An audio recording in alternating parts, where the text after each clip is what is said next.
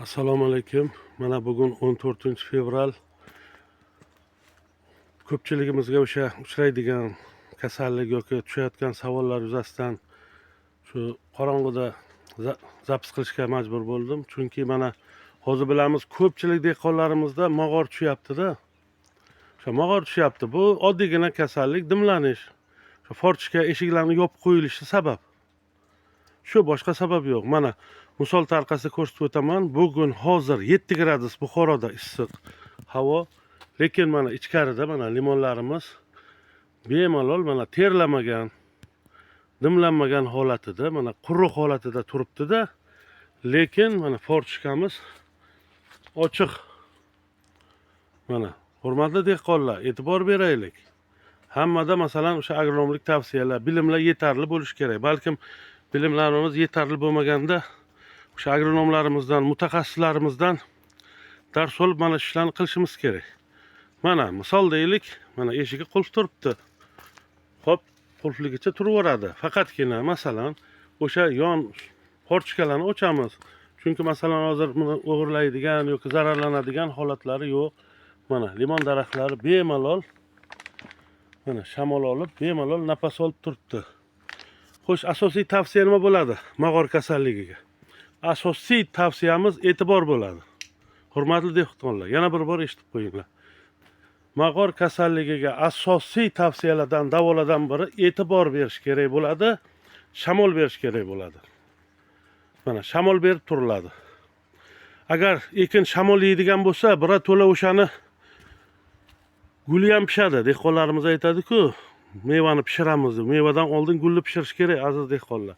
Mana gul ham pishadi. Bu nima degani? O'sha namlik 80-90 ga chiqib ketmaydi-da. Misol 40-50, balkim 60% namlikda mana ekin nafas oladi. Bu bilan ham o'sha guli sekin uyg'onib, hosilni ushlab qolish qobiliyati kuchayadi shamol natijasida. Ha, e'tibor bering. Yana aytib o'taman. Kuchayadi-da, shu bilan birgalikda mana shu bilan birgalikda o'sha mog'or kasalliklari yo'qoladi.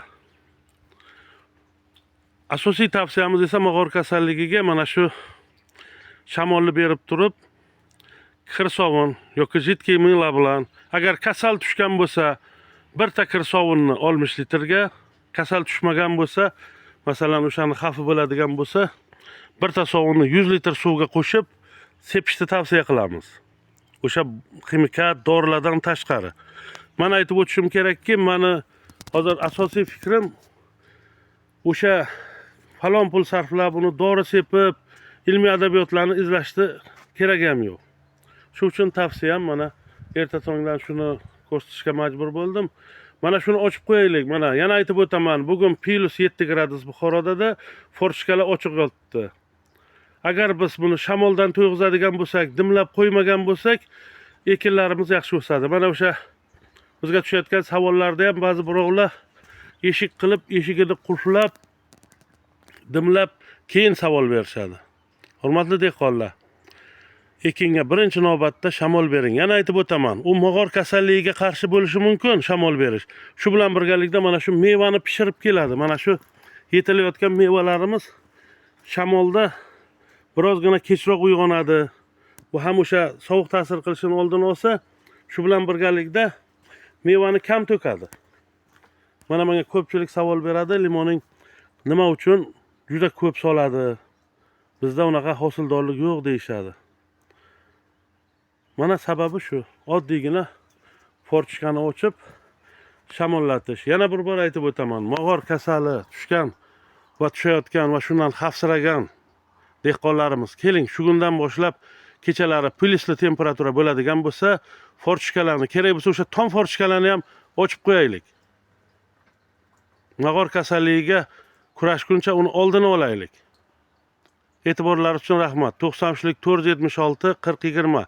Bemalol telefon qilib maslahat so'rashlaringiz mumkin. Peshku limonchilik maktabi, Nusrat Saidov.